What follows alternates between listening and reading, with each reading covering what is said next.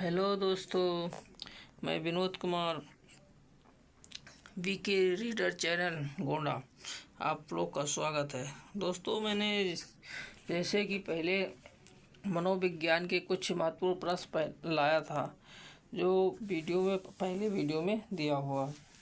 अभी मैं दूसरी वीडियो में हम लर्निंग या अधिगम के सिद्धांत जो थॉर्नडाइक ने दिया।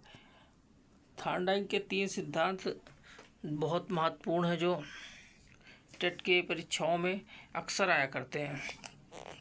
तो दोस्तों, सीखने के 3 नियम जो थॉर्नडाइक ने दिया, उस नियम को हम आगे देखते हैं। आगे बढ़ने से पहले दोस्तों, मेरे चैनल को सब्सक्राइब करिए, कमेंट करिए, लाइक करिए और शेयर करिए, जिससे हम नए नए वीडियो आप लोग तक पहुंचता रहे।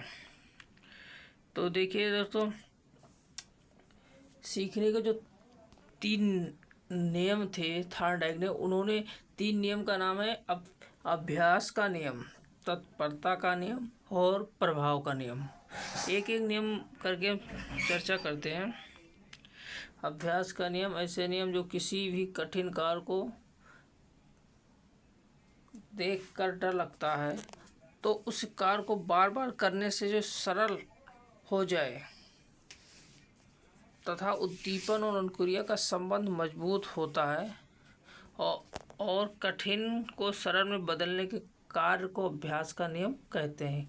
कहने का मतलब ऐसा है कि जैसे कि हम किसी भी कार्य को, कठिन कार्य को करते, हम बार बार उस पर प्रैक्टिस करते हैं, बार बार करते हैं, तो उस कार्य धीरे धीरे सरल हो जाएगा।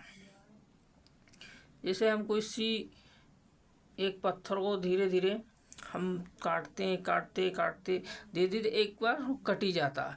ऐसे ही हम किसी कार्य को या पढ़ने को हम पढ़ने लगते हैं या हम कोई मैथ का सवाल मैथ हल करते हैं, तो वो धीरे धीरे अपने आप सरलता की ओर चला जाता है।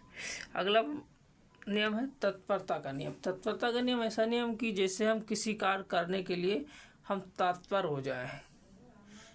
जैसे कि थॉर्नडाइक ने इस नियम को गौड़ का नियम कहते हैं, जो किसी भी कार्य को करने के लिए बाध्य किया जाने में और उस कार्य को करने के लिए तैयार हो जाना तथा जो कार्य किए उसमें संतोष हो जाने का तत्परता का नियम का है। कहने का मतलब कि तत्परता का नियम में जो थॉर्नडाइक किसी कार्य को करने के लिए, जैसे बिल्ली को एक पिंजरे में बंद कर दिया गया, वो एक बाध्य है। अब वो बाहर निकलने के लिए अपने अनुक्रिया करता है, कार्य करता है, और वो कार्य करने के बाद संतोष बाहर हो जाता है तो उसे संतोष प्राप्त होता है।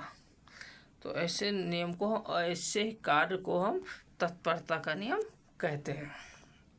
अगला प्रश्न है प्रभाव का नियम। ऐसा नियम जो किसी भी कठिन कार्य को बार बार करने जो परिवर्तन होता है, मतलब किसी भी कठिन कार्य को हम बार बार करने में जो हमें परिवर्तन अंदर से आंतरिक परिवर्तन होता है और नया सीख मिलता है, और उस नया सीख मिलने के साथ साथ हमें उस सीख को में संतोष प्राप्त होता है, क्या संतुष्टि मिलती है। इस क्रिया को दोहराने से जो बदलाव होता है उसे प्रभाव का नियम कहते हैं।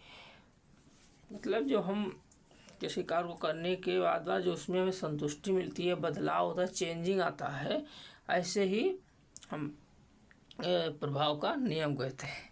जैसे किसी ने कुछ गलत कर रहा, किसी ने समझा दिया, बता दिया, उसमें तुम्हारे अंदर अलग सी भाव उत्पन्न हुआ, तो ऐसे हो प्रभाव का नियम कहते हैं। प्रभाव का नियम भी 4 प्रकार में विभक्त है।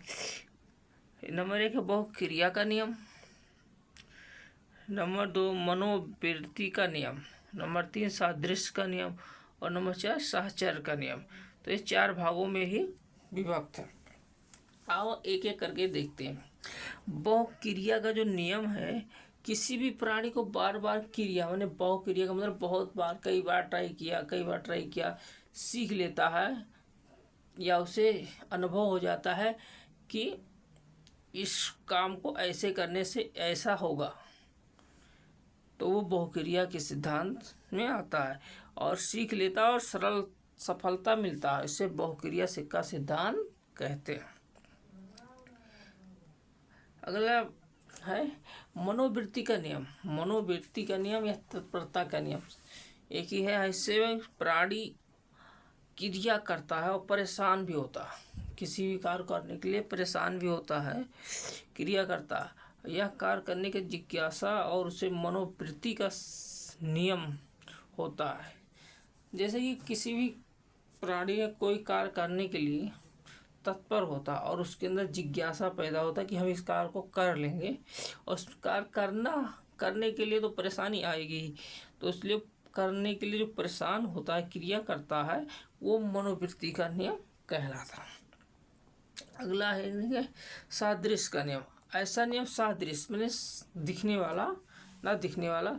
इस नियम में प्राणी ऐसे क्रिया करता है जो पहले से सीखता है और उसी को बार बार दोहराने का प्रयास, मतलब सादृश्य मैंने सीखा हुआ जो ज्ञान है उस ज्ञान को बार बार प्रैक्टिस करता है, जिससे उस ज्ञान को और बढ़ते या नॉलेज बढ़ते जाएगा।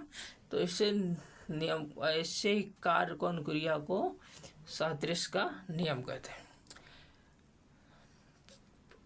अगला है सहचरात्मक का नियम। सहचरात्मक ऐसा नियम जो अनुक्रिया करके नए उद्दीपकों को उत्पन्न करता है और नया सीख में परिवर्तन हो।